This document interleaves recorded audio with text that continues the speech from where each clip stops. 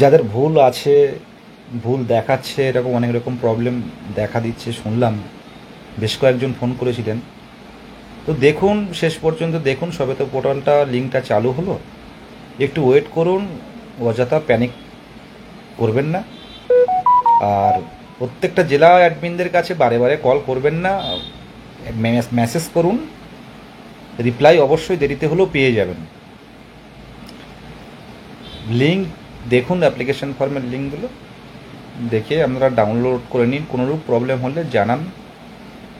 আমি বলেছিলাম যে একটু অপেক্ষা করুন। আপনারা যদি একজন দুজন করে পর্ষদে যান, সেটা কতটা সলভ হবে জানি না, কারণ নিচে থেকে সেটা জমা নেয় সিকিউরিটি গার্ড, নিয়ে সেটাও তারা উপরে জমা দেন।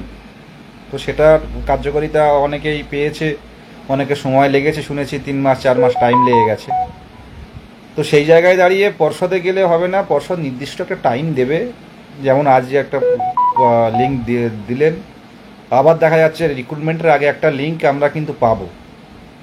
রিক্রুটমেন্টের আগে একটা লিঙ্ক কিন্তু আমরা পাবো, যা ভুলের ব্যাপারগুলো যেগুলো আছে সেগুলো সংশোধন করে নিতে পারবো। এটা নিয়ে আমরা চাপ নেবেন না। যারা 20-22 সেশন, যাদের এখনও পর্যন্ত মার্কশিট হাতে পাননি, মানে ডিজিটাল কপি নিয়েই কাজ চালিয়ে যাচ্ছেন, তাদেরকে নিয়েও চাপ নেই, যেহেতু পর্ষদের হাতে আছে। আপনারা এটা একদম কেউ ভয় পাবেন না। যারা ডিএলএড পরীক্ষা দিয়েও এখনও পর্যন্ত মার্কশিট হাতে পাননি বা রেজাল্ট পাননি, যথাসময়ে কিন্তু পর্ষদ অবশ্যই যেভাবে কাজ করছেন আমাদের সভাপতি মহাশয়, অবশ্যই ওনার চিন্তার মধ্যে আছে।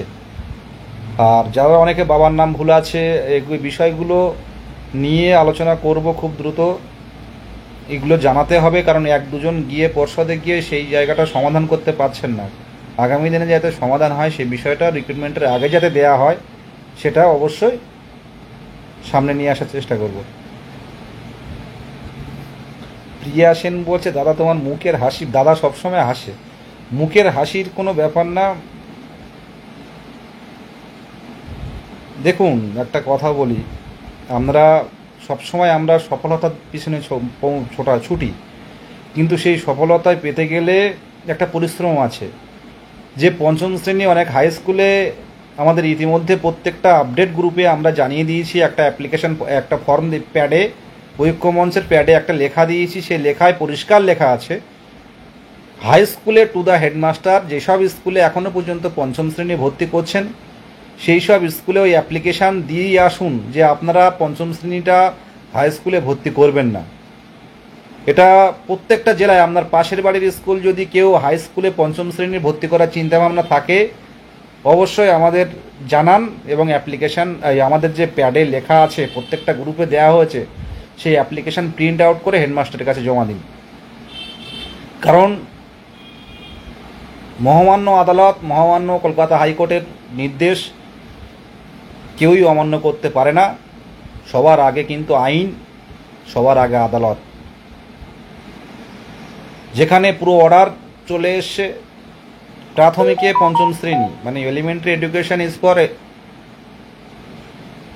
Class 5 is for elementary education. এটা কিন্তু আর হায়ার সেকেন্ডারি লেভেলে বা আপার প্রাইমারি লেভেলেও নেই, সেটা পরিষ্কারভাবে আমরা জেনে গেছি। সেই জায়গায় দাঁড়িয়ে কোনো হাই স্কুল যদি পঞ্চম শ্রেণীকে ভর্তি নেয়, আপনারা অবশ্যই জানান, আমাদের প্যাডে অ্যাপ্লিকেশনটা জমা দিন। যদি তাও ভর্তি করেন, সেটা আমাদেরকে জানান, আমরা আলোচনা করে দেখব। আর একটা প্রশ্ন সবার মুখে,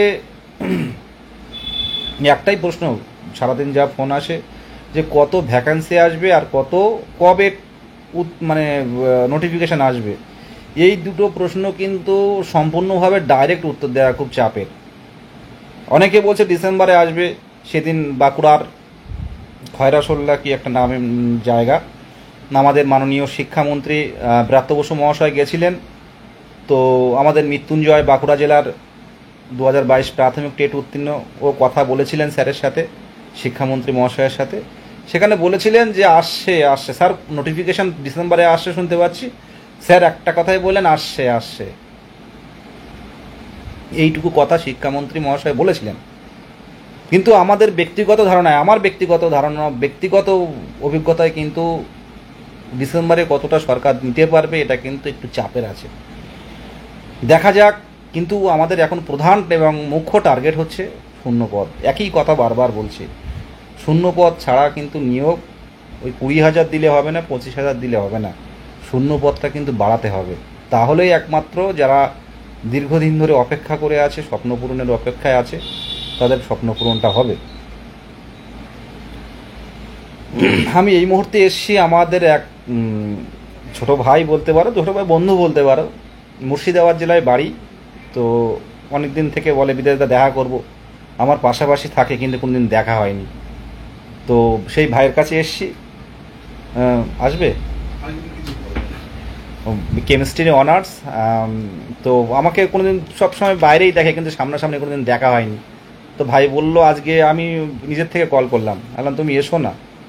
মুর্শিদাবাদ থেকে, সুদূর মুর্শিদাবাদ থেকে এখানে এসে পড়াশুনো করে, মেসের জীবন, কত অসহায়ভাবে এখানে থাকছে, 30-32 বছর পার হয়ে গেছে অপেক্ষায়। খুব এডুকেটেড ছেলে, শুধু টিউশানি, সারাদিন টিউশানি পড়ায়। সে ভাইকে আমি ডেকে নিচ্ছি, আসো। হাসান ভাই আমাদের মুর্শিদাবাদ জেলার, কোথায় বাড়ি তোমার? আমার বাড়ি মুর্শিদাবাদ বেলডাঙ্গা। মুর্শিদাবাদ জেলার বেলডাঙ্গায় বাড়ি, বসিরহাট এখানে এসে পড়াশুনো করে। তো কি মনে হচ্ছে রেজাল্টের ব্যাপার? তুমি এখান থেকে পরীক্ষা দিয়েছো তাই তো? হ্যাঁ, তুমি করো। ভাইয়ের এখানে এসছি, কোনোদিন দেখিনি, তো আমাকে পেয়ে খুব আনন্দিত। বিদেশদাকে দেখে এখন দেখতে পেলাম সামনাসামনি। তো এরপর ভাই বলল যে আমার সারাদিন পড়ানো থাকে, তো বিদেশদা এবার কিন্তু আন্দোলনে যাব, আমি তৈরি পুরো একেবারে। বলল এর আগে যেতাম না, হয়তো পেয়ে যাব, কিন্তু এখন জায়গায় এসে বলছি যে না, যেতে হবে। আর একটা কথা, চাকরি যদি হয় সবাই বুঝে গেছে এই প্রাথমিকেই হবে। আর পর্ষদ বা সরকার যেভাবে এগোচ্ছে, কোনো প্রশ্নপূর্ণ মামলা থেকেও কিন্তু পর্ষদ বা সরকার আগে যেমন একটু ঢিলেমি ছিল, অনেকে কোর্টের অর্ডার নিয়ে প্রশ্নপূর্ণ মামলা থেকে টেট উত্তীর্ণ হতো, কিন্তু এখন কিন্তু সরকার তথা পর্ষদ কিন্তু এগিয়ে আছে। 1594-এর জন্য কিন্তু সুপ্রিম কোর্টে গেছে, 1060-এর জন্য কিন্তু সুপ্রিম কোর্টে গেছে। সেই জায়গায় দাঁড়িয়ে সামনের দিনে টেট উত্তীর্ণ সংখ্যা কিন্তু আস্তে আস্তে কমতে থাকবে, আর ধাপে ধাপে নিয়োগ কিন্তু সামনের দিনে হবে। আমার লাইভ দেখছে পিয়ালি সামন্ত, আমাদের ম্যাডাম, একটু দেখতে পাচ্ছি তাই তো নাকি? ম্যাডাম কমেন্ট করবেন। পিয়ালি, তোমাদের পিয়ালি দিদির লাইভ দেখছেন। এক সময় করুণাময়ী বাস স্ট্যান্ডে আন্দোলন করতাম 2017-র রেজাল্টের দাবিতে, পিয়ালি আসতো। পিয়ালি লাইভ দেখছে, তো অনেকেই চিনে থাকবে, আমাদের অর্পণ আমাদের সাথে আছে, পিয়ালি, বামাবদ পান, সব শিক্ষক বামাবদ পান, শিক্ষিকা পিয়ালি সামন্ত, আমাদের সলিল আছে। আমরা এক সময় এপিসি ভবনের সামনে বসে আন্দোলন করেছি। সলিলও চাকরি পেয়ে গেছে, আমাদের ভাই, সমবয়স্ক হতে পারে। পিয়ালি চাকরি পেয়ে গেছে, বামাবদা চাকরি পেয়ে গেছে। তো এক সময় কিন্তু এরাও লড়াই চালিয়ে গেছে, এক সময় কিন্তু লড়াইটা এরাও চালিয়ে গেছে। তো আজকে তারা কিন্তু সবাই কিন্তু আজকে, রিন্টু সমাদ্দার ছিল, অনেকের নাম মানে পীযূষ ছিল, অনেকের নাম মনে পড়ছে। তো তারা নিজেদের যোগ্যতা প্রমাণ করে তারা কিন্তু তাদের স্বপ্ন পূরণ এবং তাদের যে বাচ্চাদের কাছে তারা কিন্তু পৌঁছে গেছে। তো আমরাও যাব, হয়তো এই সময়টা কঠিন, কিন্তু আমরা পৌঁছে যাব, ছোট্ট ছোট্ট পায়ে ঠিক পৌঁছে যাব। তো এই সময়টা খুব কঠিন। আমাদের এখন প্রধান মুখ্য টার্গেট হচ্ছে ভ্যাকান্সির বিষয়টা কেউ বলতে পারবে না। আমার কাছ থেকে বিভিন্নভাবে ফোন আসে, কেউ বললো 50,750, কেউ বলে 20,000, কেউ বলে দাদা 19,000 ভ্যাকান্সি তৈরি, কেউ বলে দাদা 26,000 ভ্যাকান্সি শুনলাম।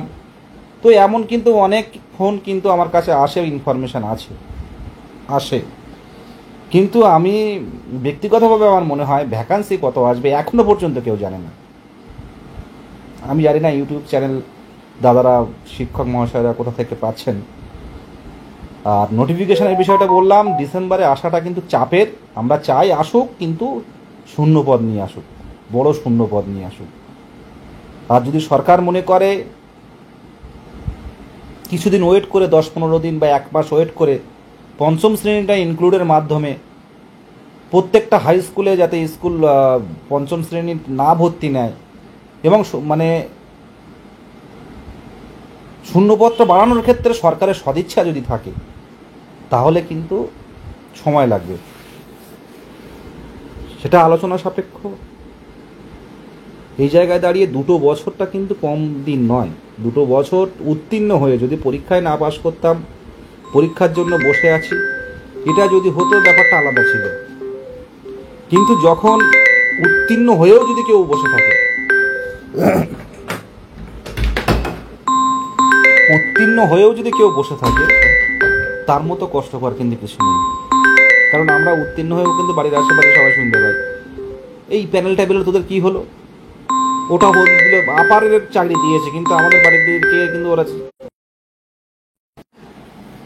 ফোন 10 মিনিট 15 মিনিট বা পর পর ফোন ঢুকছে।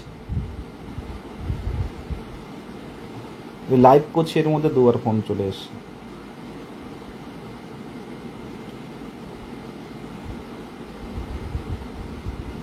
শুনুন, সবচেয়ে বড় কথা বলছি, আমাদের আন্দোলন হচ্ছে বঞ্চনার বিরুদ্ধে আন্দোলন। আমাদের পথে থাকতে হবে, রাজপথে থাকতে হবে। অনেক নিয়োগ দেখেছেন আপনারা ভালো করে, সরকারের সদিচ্ছার অভাবে কিন্তু অনেক নিয়োগ কিন্তু এখনও পর্যন্ত বন্ধ আছে। সেই জায়গা দাঁড়িয়ে এখন রিক্রুটমেন্ট বলতে গেলে, সেদিন অফিসারদের সাথে কথা বলছিলাম, পুলিশ অফিসারদের সাথে, ওনারা বলছিলেন যে এখন রিক্রুটমেন্ট বলতে গেলে কিন্তু 2022-এর রিক্রুটমেন্ট এখন পড়ে আছে, বলতে গেলে 2022, আর তেমন রিক্রুটমেন্ট কিন্তু পড়ে নেই। এবার এটা যেমন তেমন করে 15,000, 18,000, 20,000 ভ্যাকান্সি দিয়ে করে দেবে, এটা কিন্তু আমরা মানব না। এটা কিন্তু মানব না।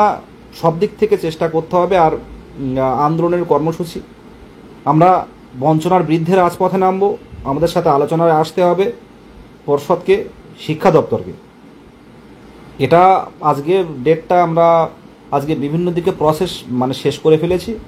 আমরা খুব দ্রুত একটা ডেট আপনাদের ঘোষণা করব, সেখানে দাঁড়িয়ে আমরা শান্তিপূর্ণভাবে মুখ্যমন্ত্রীর উদ্দেশ্যে আমরা দাবি জানাবো যে দেখুন, আমরা 50,000, প্রায় 50,000 উত্তীর্ণ আছি। এর মধ্যে থেকে এবার আপনাদের একটা কথা বলি যে 52,149, আপনারা হয়তো ভাবছেন এত ডিএলএড, এর মধ্যে থেকে কিছু কিছু বাদ যাবে। অনেকে আপারে চাকরি পেয়ে গেছে, অনেকে 2017 যে 2022-এর রিক্রুটমেন্ট যেটা হলো, তার মধ্যেও অনেকে চাকরি পেয়ে গেছে। তো আর কিন্তু সেই রকম অনেকে বাদ যাবে এর মধ্যে থেকে, ইন সার্ভিস যারা আছে।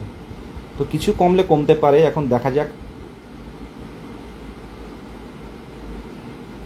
যাদের এজ লিমিট পেরিয়ে গেছে, 1/1/2024-এর হিসেব করবেন। 1/1/2024-এ যদি এবার নোটিফিকেশান আসে, আমরা চেষ্টা করব অন্তত ফর্ম ফিল আপটা করিয়ে রাখার জন্য, পূর্ণ প্রশিক্ষিত ডিএলএড এবং পরবর্তীকালে টেট উত্তীর্ণ যারা করেছে, তাদের ফর্ম ফিল আপটা অন্তত করে রাখুক। আর সবসময় আমাদের কথা মতো তো হয় না, কিছু কিছু আইনি জটিলতা থাকে, তার বিরুদ্ধে কিছু করা যায় না। আপনারা তো ভালো করেই জানেন যে এই নোটিফিকেশান আসলে কোনো একটা সামান্য কিউ খুঁজে পেলে তাই সেই মোতাবেক কেস হয়ে যাবে, নোটিফিকেশানটা ঝুলে যাবে দীর্ঘদিন, সরকারও কিছু করতে পারবে না। এরকম একদল ঘুরে বেড়াচ্ছে, তাদের কাজ হচ্ছে ঝুলিয়ে দেওয়া, একটুখানি ফাঁক পেলে ঝুলিয়ে দেবে, আমিও পাবো না, তোমায়ও পেতে দেবো না। তো লড়াইটা হবে খাতা কলমে, কথায় নয়। উত্তীর্ণ যারা আছে, পূর্ণ প্রশিক্ষিত, কে কী করলো দেখার দরকার নেই, কোনো পার্সোনাল কোনো শত্রুতা না, কোনো সামনাসামনি কোনো কথা কাটাকাটি নয়। আমরা উত্তীর্ণ হয়েছি, সরকার স্বীকৃত আমাদের সার্টিফিকেট আছে, উত্তীর্ণ হয়ে 2 বছর বসে আছি। আমাদের নিয়োগ নোটিফিকেশনটা চাই একটা পর্যাপ্ত ভ্যাকান্সি দিয়ে। কোনো মতে একটা তাড়াহুড়ো করে ডিসেম্বরে একটা নোটিফিকেশান দিয়ে দিলাম 14,000, 18,000, 20,000 ভ্যাকান্সি দিয়ে, সেক্ষেত্রে কিন্তু উত্তীর্ণ সংখ্যা কিন্তু যথেষ্ট বেশি। সুতরাং ম্যাক্সিমাম শ্রেণী কিন্তু একটা বঞ্চিত থেকে যাবে। আজকে সারাটা দিন কিন্তু আমরা অপেক্ষায় থাকি কি করে আমরা এবার অন্তত স্বপ্ন পূরণটা করব, কারণ একটা রিক্রুটমেন্ট কমপ্লিট হতে হতে 5-7 বছর লেগে যাচ্ছে। তো আশা করি সামনের দিনে সভাপতি স্যারের সাথে যেটুকু কথা বলে জানতে পারলাম, দীর্ঘক্ষণ গতদিন বৈঠক হয়েছিল, তো সামনে যে দিন আসছে টেট উত্তীর্ণ যারা আছেন চাপটা অনেকটা কমে যাবে। সামনে যে দিন আসছে এই পরপর যারা উত্তীর্ণরা আছে এর দিকেই নিয়োগ হবে। আমি একটা কথা বারে বারে বলি, সুতরাং চাপ নেবেন না। যেখানে যা পারেন সরকারি আধিকারিক, নেতা মন্ত্রী তাদের কাছে ডেপুটেশন দিন, দাবিগুলো তুলে ধরুন যেটুকু পারি আমরা। আর হাই স্কুলে পঞ্চম শ্রেণীর যদি ভর্তি নেওয়ার চিন্তাভাবনা থাকে হেডমাস্টারের সাথে কথা বলুন, এটা আমাদের অধিকার। আর প্রত্যেকটা শিক্ষক মহাশয় যারা লাইভটা দেখেন, যেহেতু লাইভটা অনেক দূর পর্যন্ত পৌঁছায়, শিক্ষক মহাশয় যারা অলরেডি চাকরি করছেন, যারা অনেক পুরনো মানে অনেক আগেই চাকরি করছেন হেডমাস্টার, তাদেরকে বলবো যে আপনারা একটু পাশে দাঁড়ান, হবু শিক্ষকদের পাশে দাঁড়ান। প্রাথমিক মানে গভর্নমেন্ট স্কুলগুলো কিন্তু দিনের পর দিন মানে ছাত্রের শিক্ষার্থীর অভাবে কিন্তু অবস্থা ভগ্নপ্রায় কিছু কিছু স্কুলে। সেই জায়গায় দাঁড়িয়ে একটু বোঝান, মানে আপনারা যে পঞ্চম শ্রেণীটা ভর্তি নেবেন না, পঞ্চম শ্রেণীটা প্রাথমিকে পাঠিয়ে দিন, তাহলে সেখানে একটা ভালো শিক্ষার্থী এলে কিন্তু সেই অনুপাতে কিন্তু একটা শিক্ষক নিয়োগ হবে, তাতে অনেক গরিব অনেক অসহায় পরিবার বাঁচবে অনেকে। এটা বুঝতে হবে। শিক্ষক মহাশয় ডাক্তাররা যেমন জুনিয়রদের পাশে থাকে, ঠিক শিক্ষকরাও পাশে থাকুন, শিক্ষকরাও হবু শিক্ষকের পাশে থাকুন। তারা যে বঞ্চনা শিকার 2 বছর ধরে, তাদের যে নিয়োগটা হোক, এবং সেই নিয়োগে বড় ভ্যাকান্সি আসতে গেলে কিন্তু পঞ্চম শ্রেণীকে কিন্তু প্রাথমিকে না আসলে কিন্তু শূন্যপদ তৈরি করতে পারবে না। এটা সরকার নিশ্চয়ই দেখেছে। আর বারবার একটাই কথা বলছি, সরকারের সদিচ্ছা, কিন্তু অনেক ক্ষেত্রে কিন্তু সরকারের সদিচ্ছা দেখতে পাচ্ছি না। কিন্তু 2022-এর ক্ষেত্রে যাতে সদিচ্ছা তৈরি হয়, সেই জায়গাটা কিন্তু আমাদের ধারাবাহিক আন্দোলন করতে হবে। এই নভেম্বর মাসের লাস্ট পরপর কিন্তু আমরা রাজপথে থাকছি। হয়তো এখন বলতে পারছি না কোনো কারণে, কিন্তু পরপর থাকছে। মানসিকভাবে প্রস্তুতি নিন। আর বিশেষ কিছু বলার নেই। আমি বন্ধুদের কাছে এসেছিলাম, অনেক সেই মানে মুর্শিদাবাদ থেকে এখানে এসে থাকে, বয়স পেরিয়ে গেছে, অপেক্ষায় আছে। আর যেটা ভুল করেছে, আরেকটা বন্ধু এসেছিল এখানে দেখা করার জন্য, মানে আমাকে কোনোদিন দেখেনি। 2017 সালের, এটা সবাই শুনতে পারেন, কাজে লাগবে। আগে একটা ব্যাপার ছিল 16,500 রিক্রুটমেন্টের ক্ষেত্রে, সেখানে অনেকে ওবিসি কার্ড বা এসসি দিয়েও কিন্তু চাকরি পায়নি। আবার জেনারেলের দিকে কাট-অফ কমে গেছে, জেনারেলে কিন্তু অনেকে বেরিয়ে গেছে একই নাম্বার থেকে। এরকম একটা ব্যাপার ঘটেছিল। এবার অনেক ছেলেরা রয়েছে, এই বন্ধুটা আছে, সে 2017 সালে টেট পরীক্ষা দিয়েছিল, সেখানে এসসি শিডিউল কাস্ট হয়েও সে জেনারেল কাস্টের হয়ে পরীক্ষা দিয়েছে। যেমন অনেকে আছে, তারা কিন্তু সারাদিন ঘুমোতে পারছে না, তাদের টেনশানে।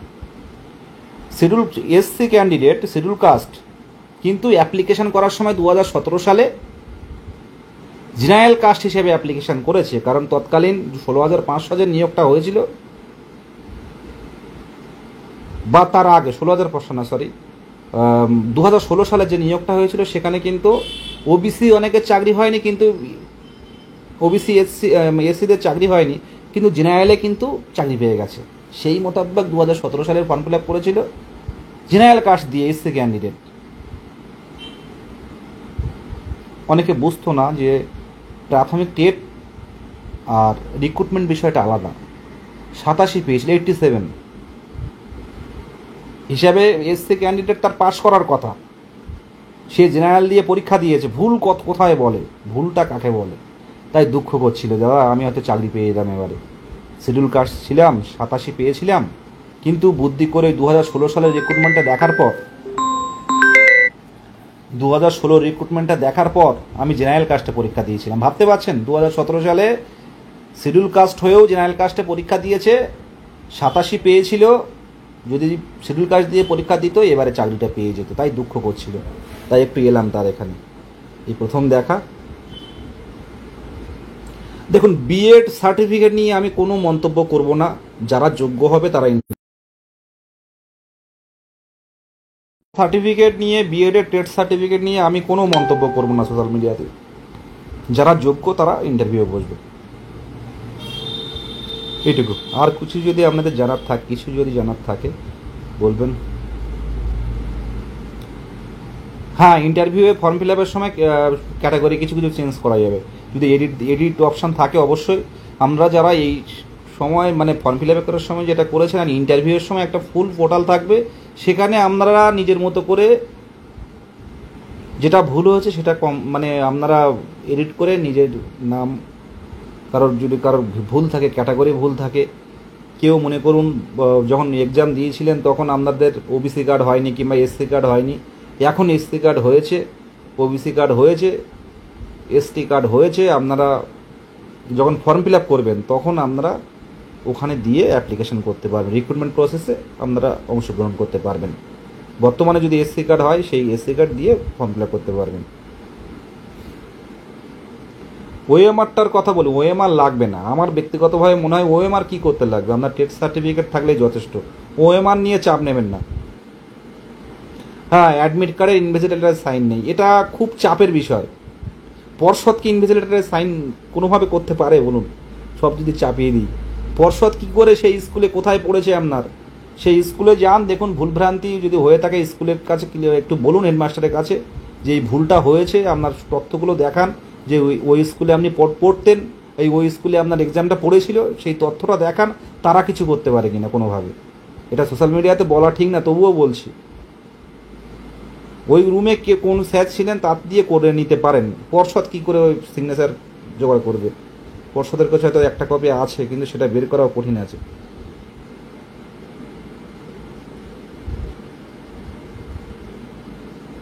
কিছু কিছু প্রশ্ন আসছে 21-23 ব্যাচ, 20-22-24 যারা বিএড দিয়ে অ্যাপ্লাই করেছিল তারা কি বসতে পারবে? ইনভাইট তাদেরকে ডিএলএড 21-23-20-22 করেছে।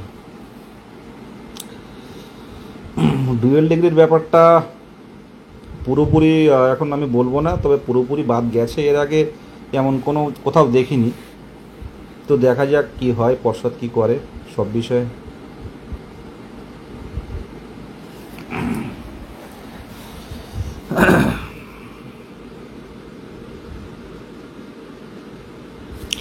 ওএমআর নিয়ে চাপ নেবেন না, ওএমআর কোনো প্রবলেম হবে না।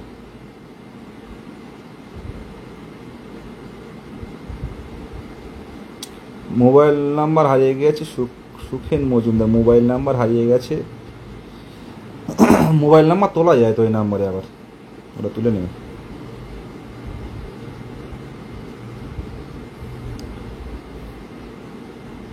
সৌমেন দাস, কি সুকান্ত, হ্যাঁ পরপরই নিলে হবে, চাপ নেই, ন্যায্য তো। আপনি কোনো কারণে ভুল মিস্টেক হয়েছে, আপনার ওএমআর এই ইনভেস্টিগেটরের সিগনেচারটা ছিল না।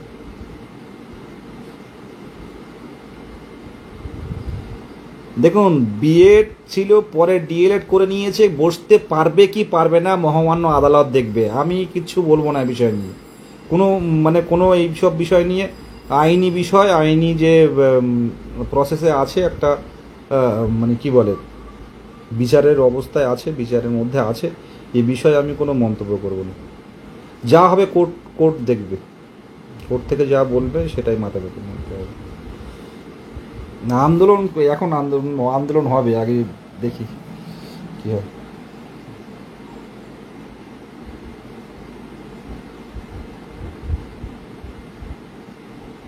ওবিসি ক্যান্সেল হয়ে গেছে, ভাইবাটা কি ওবিসি দিয়ে অ্যাপ্লাই করা যাবে নাকি জেনারেল? দেখুন, এই কেসটা যেহেতু সুপ্রিম কোর্টে আছে, আর একটা হিয়ারিং হবে, একটু ভালো করে একটা হিয়ারিংয়ে হবে বলে মনে হয় না আমার ব্যক্তিগতভাবে, কারণ প্রধান বিচারপতি মহাশয় যেহেতু চেঞ্জ হয়ে গেছেন, নতুন যে বিচারপতি তিনি আছেন, ওনাকে বুঝতে তো একটা দিন সময় লাগবে, হয়তো পরবর্তী কোনো হিয়ারিংয়ে এটা সলভ হবে আশা করছি। রাজ্য সরকারও সেই দিকে তাকিয়ে আছে, বিভিন্ন রিক্রুটমেন্টগুলো আটকে আছে। যাদের সিঙ্গেল ডিগ্রি 21-23 তাদের কি সমস্যা নেই? না, 21-23-এর তো কোনো প্রবলেম নেই।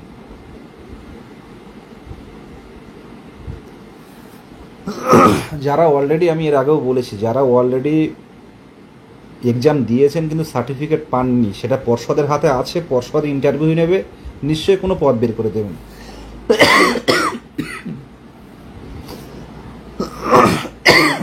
সরি।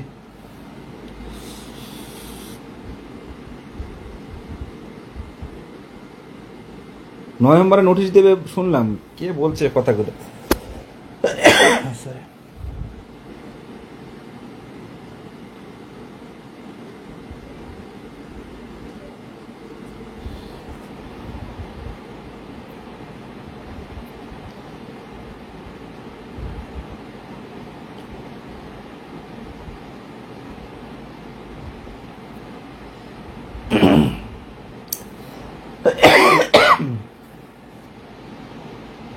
ঠান্ডা লেগেছে।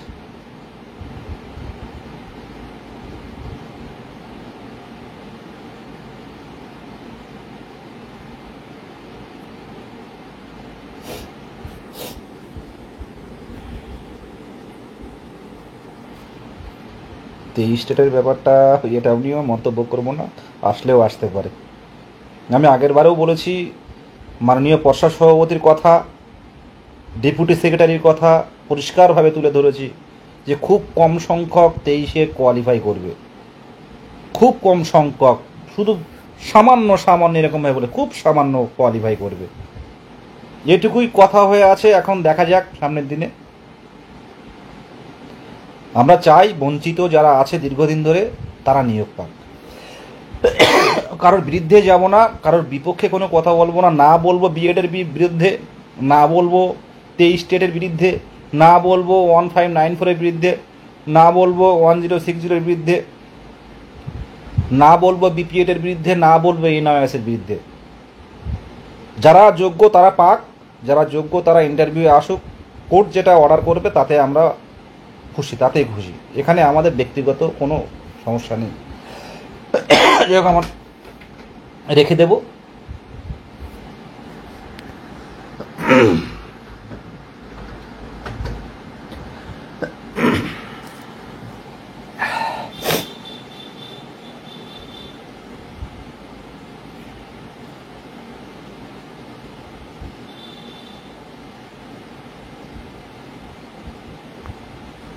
দেবার্পণ সরকার বলছে নোটিফিকেশন আসার সম্ভাবনা কতটা? দেখুন, নিউজ 18 বাংলার যে নিউজটা ছিল ওটা নোটিফিকেশন আসার সম্ভাবনা কতটা, এটা আপনাদের এই মাসের মাঝামাঝি দিকে অবশ্যই একটা ইঙ্গিত দেব।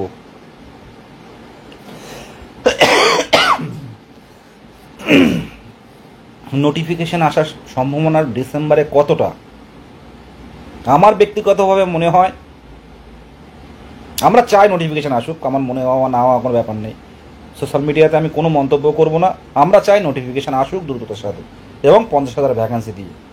আর কারো যদি পার্সোনালি জানার ইচ্ছে থাকে আমাকে মেসেজ করবেন, জানিয়ে দেব।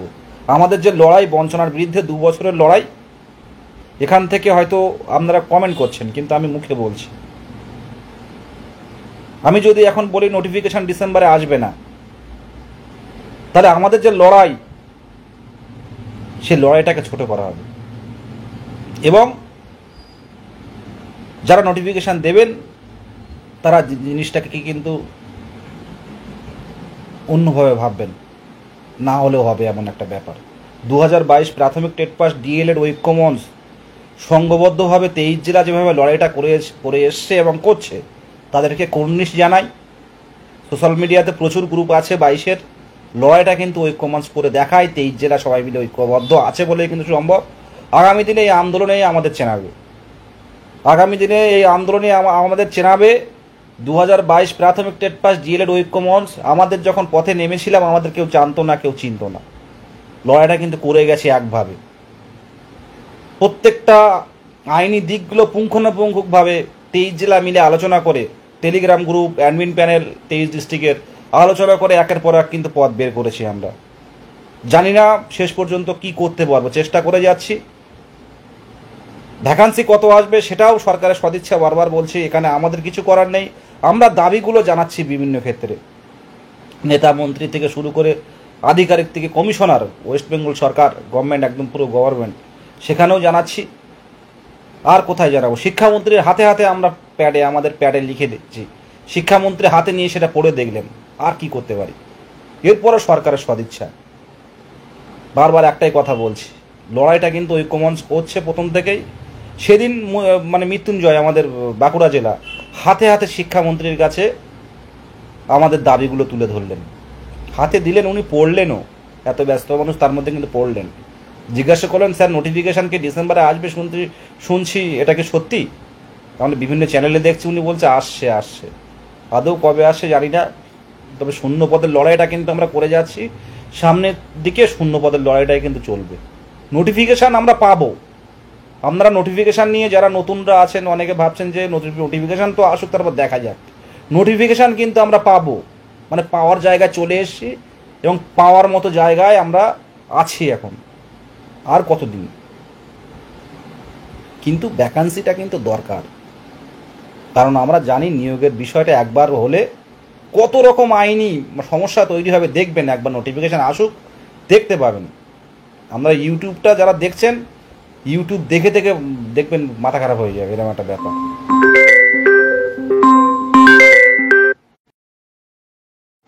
কত আইনি সমস্যা তৈরি করবে, সেই জায়গায় দাঁড়িয়ে সরকার বা পর্ষদ একটু কিছু কিছু আইনি সমস্যাগুলো দেখে নিতে চাইছে, একটু রিভিউ করে নিতে চাইছে, যে এখন নোটিফিকেশান আসলে হঠাৎ করে যদি এরা কেস করে দেয় এই জিনিসটা ঝুলে যাবে 4-5 মাস। আর কোর্টে যে পরিমাণ কেস পড়ছে নতুন কেস সেগুলো সিরিয়ালে আসতে মেনশন করতে একটা যথেষ্ট টাইম লেগে যায়। এসো, সেই জায়গায় দাঁড়িয়ে বলবো, প্রত্যেককেই বলবো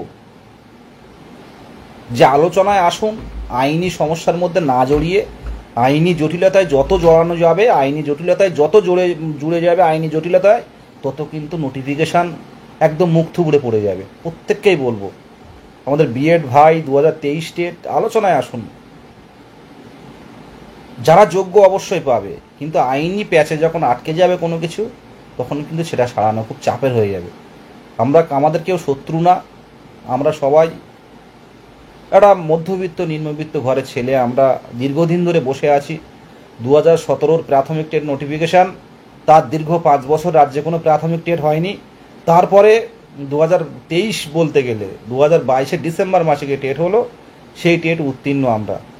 বলুন কতদিন বয়স পেরিয়ে, জীবনের সত্যি কথা বলতে গিয়ে মূল্যবান সময়টা পার করে দিয়ে এসছি। এখন কোনো কিছুতে আনন্দ নেই। যাদের অল্প বয়স তাদের 24, 25, 23 তারা একটা আনন্দ রয়েছে, কিন্তু কোনো কিছু তার আনন্দ খুঁজে পায় না। এখন মনে হয় যে কবে একটা অন্তত মানে একটা নিজের লাইফটা আমি সেটেলমেন্ট করবো, এই চাপে পড়ে থাকছি। তাই বলবো, যারা উত্তীর্ণ হয়েছে, পূর্ণ প্রশিক্ষিত হয়ে বৈধভাবে সরকারি থেকে তাদের স্বীকৃতি দিয়েছে, টেট সার্টিফিকেট দিয়েছে, তাদের লক্ষ্য পূরণে পাশে থাকুন। এবার পাশ করতে পারেননি, সামনের বার পাশ করবেন। এবার রেজাল্ট বেরোয়নি, কয়েক মাস পর রেজাল্ট বেরোবে, তখন হবে। কিন্তু আইনি জটিলতায় যখন আমরা ঢুকে যাব, তখন দেখবেন সেই জটিলতা মিটতেই বয়স পার। আজকে 20-22 2017 টেট এবং 2014 টেট নোটিফিকেশান, 20-22 কীভাবে 20-22 সমস্যাটা সুপ্রিম কোর্টে কীভাবে এখনও পর্যন্ত পড়ে আছে, সলভ হচ্ছে কি? যারা অবজার্ভে আছে তারাও, তাদের ঘুম হয় না।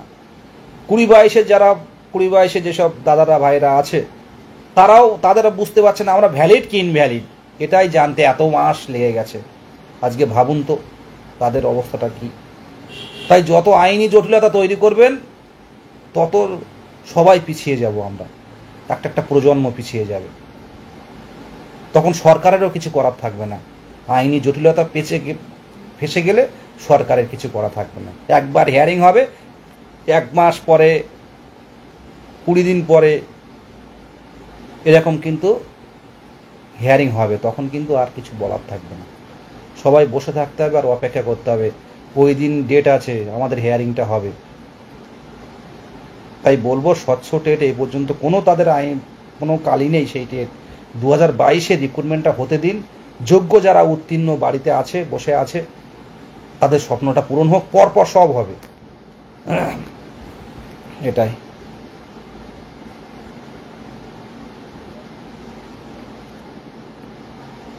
দেখো, বিএড নিয়ে বারবার বলছি, বিএড নিয়ে এই মুহূর্তে যা হবে, যেটা যোগ্য, যেটা কোর্ট অর্ডার দেবে, তাতে মাথা পেতে নিতে হবে আমাদের। এই সোশ্যাল মিডিয়াতে বিপ্লব করে কোনো লাভ হবে না। হ্যাঁ, ওল্ড একাডেমি নিয়ে যেটা বলবো, কেউ আইনি পথে যাবেন না, পরিষ্কারভাবে বলছি। আমি তো যেটুকু আমার জ্ঞান থেকে বুঝলাম, যত আইনি পথে যাবেন তত জিনিসটা একটু দীর্ঘায়িত হবে। একটা আইনি পথে গেলে দীর্ঘায়িত হবে। তাই বলবো, এই একাডেমিকের বিষয়টা যখন আমি স্যারকে তুলে ধরেছিলাম যে অনেক বয়স্করা এবার কোয়ালিফাই করেছে, তো স্যার একটা কথা বলেছিলেন যে সব মিলিয়েই কিন্তু প্যানেল তৈরি হবে, কারণ 2017 প্যানেল দেখেছি আমরা, অনেক পুরনো ছেলেরাও পুরনো দাদারাও কিন্তু অনেকে চাকরি পেয়েছে। পড়াশুনোটা ভালোভাবে করুন, নিজেকে উপযুক্ত করে তুলুন, প্রত্যেক দিন পড়ুন, খবরের কাগজ পড়ুন, প্রত্যেকদিন বিভিন্ন বই, উপন্যাস, সাহিত্য বিভিন্ন কিছু পড়ুন, ইন্টারভিউ পড়ুন, ইন্টারভিউয়ে জানুন, নিজের জেলা সম্পর্কে জানুন, নিজের সম্পর্কে জানুন, মনোবিজ্ঞানসম্মত শিক্ষা সম্পর্কে জানুন। আমি জানি না, কিন্তু আমারও পড়তে হবে। নিজেকে যোগ্য করে তুলি প্রত্যেক দিন অল্প অল্প করে, দেখবেন অবশ্যই বেরিয়ে যাব আমরা। পুরনো একাডেমিক বলে ভয় পাবেন না, কিন্তু এটাও যেন করবেন না নোটিফিকেশান আসলেও একটা কেস করে দিলেন একাডেমিক নিয়ে। আর একাডেমিক পরিবর্তন করতে গেলে কিন্তু 3 বছর সময় লাগবে, এটা মাথায় রাখবেন। 2-3 বছর সময় লাগবে, যেটা আমার শোনা কথা। এটা একাডেমিকটা পুরোপুরি চেঞ্জ করে আনতে গেলে একটা বড় সময় লাগবে। টেট উত্তীর্ণ যারা আছেন, আমার ব্যক্তিগতভাবে মনে হয় যেভাবে সরকার এগিয়েছে, সামনের দিনে টেট উত্তীর্ণ কিন্তু পরপর ধাপে ধাপে নিয়োগ হলে আর টেট উত্তীর্ণ পড়ে থাকবে না, এটাই বলার। কিন্তু এবার কিন্তু ভ্যাকান্সিটা চাই, প্রধান এবং মুখ্য লক্ষ্য। আমাদের আসানসোল থেকে অক্ষয় দেখছে, অতনু দেখছে বাঁকুড়া থেকে।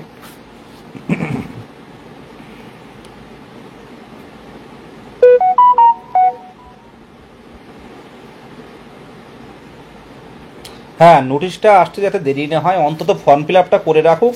এই পর্যন্ত ফর্ম ফিল আপ, ভ্যাকান্সিটা কিছু কয়েকদিন পরে দিক, চাপ নেই, কিন্তু ফর্ম ফিল আপটা কিন্তু এই নভেম্বরের লাস্ট কিন্তু ডিসেম্বরে করাতে হবে।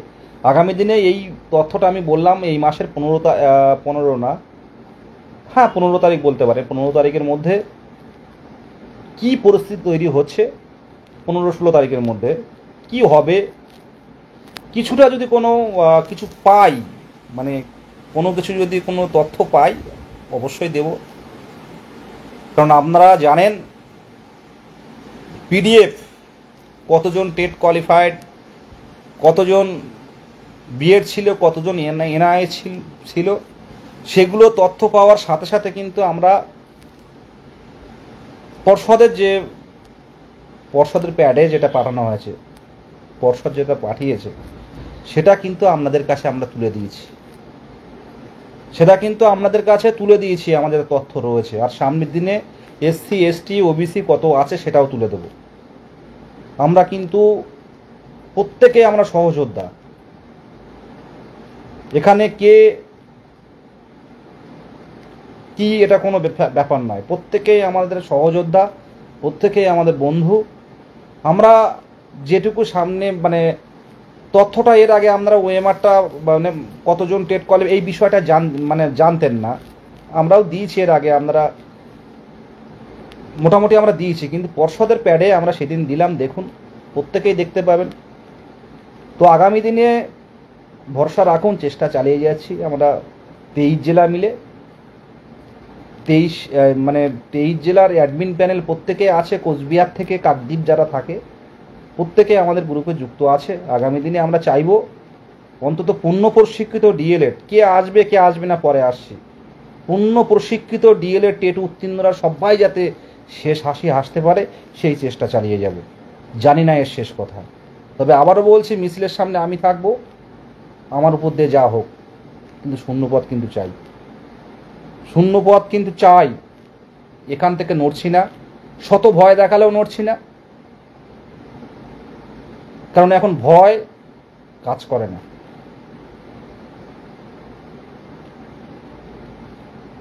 শুধু প্রত্যেককেই বলবো, অন্তত 50,000 পাস করে আছেন, 5,000 একবার পথে নামুন। সামনের দিনে খুব দ্রুততার সাথে আমরা ডেটটা অলরেডি আমরা পেয়ে গেছি হাতে, কিন্তু এখন বাইরে বের করছি না ফাইনাল না হওয়া পর্যন্ত।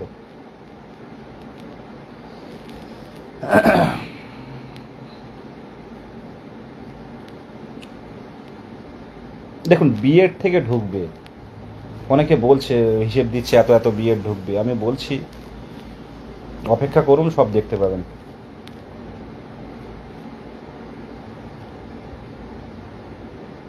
বাপ্পা সরকার, তোমার মতো লড়াকু নেতা কোননি, সেই রকম লড়াই তোমার মধ্যে থেকে উচিত। দেখো, এরকম লড়াই কেউ অনেকে আছে, কিন্তু আমার সত্যি কথা বলতে কি, বঞ্চনার বিরুদ্ধে লড়াইটা আমার ভালো লাগে এবং সঠিক কথাটা বলা প্রথম থেকেই আমার এটা বলতে পারেন এটা আমার একটা হবির মধ্যে পড়ে। সঠিক কথাটা তুলে ধরা এবং সামনাসামনি কিছু বলা, সে যে ক্ষেত্রে হোক না কেন। আমি দেখেছি 2017 টেটে দেখেছি তৎকালীন সেক্রেটারি আমাদের সাথে এক কথা বললেন 16,500 যে তার আগে যে ফর্ম ফিল আপটা করিয়ে নেওয়া হয়েছিল যে কতজন ডিএলএড কতজন টেট পাস রয়েছে, তখন তৎকালীন সেক্রেটারি কিন্তু রত্না ম্যাডাম আমাদের ডাইরেক্ট বলেছিলেন যে এটা কোনো আমরা নোটিফিকেশান দেব না, কিন্তু তার পরের দিনই কিন্তু নোটিফিকেশান এসেছিল 16,500 নিয়োগের জন্য, রাতারাতি নিয়োগ হয়েছিল, আমরা দেখেছি। তো যাই হোক, প্রত্যেকের পরিবার আছে, আমারও পরিবার আছে, মা বাবা বয়স হচ্ছে, তাদের দেখতেও এখনও পর্যন্ত তারা কেটে চলেছে সুন্দরবনে। তাদের দেখলে অবস্থা দেখলে লড়াইটা আরও জেদ চলে আসে। আর আমার মা বাবার মতো এর থেকেও বাজে পরিস্থিতি অনেক মা বাবা আছে, উত্তরবঙ্গ হোক, বাঁকুড়া হোক, মুর্শিদাবাদ হোক, আর পূর্ব মেদিনীপুরেও হোক আর পশ্চিম মেদিনীপুরে হোক, অনেক গার্জেনের সাথে আমার কথা হয়, অনেক গার্জেনের আশীর্বাদ পাই। আমরা যারা লড়াইটা করি অনেক গার্জেন কথা বলেন আমার সাথে, অনেকেরই সাথে হয়তো বলেন, আর অনেক গার্জেন আমার লাইভ দেখেন। আর সত্যি কথা বলতে কি, এই লাইভে আমি কথা বলতে বলতে হয়তো আমার একটু মিস্টেক হয়, ভুল হয়, তো প্রত্যেকটা এমনও আছে লাইভের প্রথম থেকে লাস্ট পর্যন্ত ফুল দেখেন এবং পরবর্তীকালে আমাকে মেসেজ করে, দাদা এই কথাটা কিন্তু আগেরবার আমি বলে ফেলেছিলাম যে ডিএলএডের মধ্যে এনওএস ঢুকে আছে, আমি ওটা মুখ ফসকে বলে ফেলেছি, কিন্তু সেটা না। কিন্তু আমাকে কয়েকজন বলেছিলেন দাদা লাইভে এই বললেন। তো লাইভটা সবাই ভালো করে দেখেন। আমি হয়তো তথ্যগুলো সব ক্লিয়ারভাবে বলতে পারি না, কারণ সোশ্যাল মিডিয়াতে সবগুলো আইনি, বিশেষ করে আইনি পদক্ষেপগুলো সোশ্যাল মিডিয়াতে বলা ঠিক না। মানে আপনি যার জন্য আপনি লড়াইটা করছেন তারা তো আপনাদের অপোজিশন পার্টি যারা থাকবে তারা তো জিনিসগুলো সব জেনে গেল। সুতরাং আইনি পদক্ষেপগুলো আমি বিস্তারিত বলি না, আর হালকা একটা হিন্টস দিয়ে রেখে দিই, কারণ আমাদেরও তো একটা বাধ্যবাধকতা থাকে। ভালো থাকবেন সবাই। লাস্ট মোর্শেদ মণ্ডল বলছে, দাদা 2022 টেট পাস বা যাদের বয়স পেরিয়ে গেছে তাদের কি হবে একটু বলুন, তারা কি ইন্টারভিউ দিতে পারবে? কত বয়স পেরিয়ে গেছে একটু জানাবেন। যদি এই বছরটা থাকে তাহলে অসুবিধা নেই, 1/1/24 হিসেবে আসবে। প্রাইভেট স্কুলগুলো গাইডলাইন মেনে টিচার নিয়োগ হোক, এগেনস্ট স্টেপ নিলে স্টুডেন্ট সরকারি স্কুলে বাড়বে দাদা।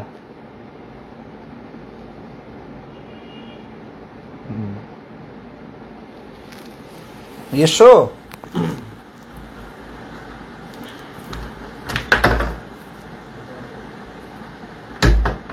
যাই হোক সবাই ভালো থাকবেন। একটা বন্ধু আমাকেও অচেনা, মুর্শিদাবাদ থেকে আমাদের এখানে এসে থাকেন মেসে, একজন বন্ধু 22 টেট পাস। হ্যাঁ,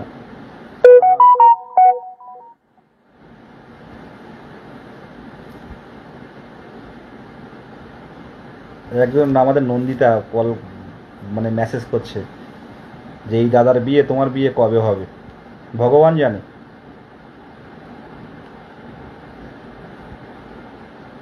নন্দিতা হোয়াটসঅ্যাপে মেসেজ করছে। যাই হোক, সকলকে সংগ্রামী অভিনন্দন, শুভরাত্রি, সবাই ভালো থাকবেন। সব কথা এই টাইমটা বলা যাচ্ছে না, কেস আপডেট গ্রুপে যথা সময়ে আপনারা নোটিফিকেশান পেয়ে যাবেন।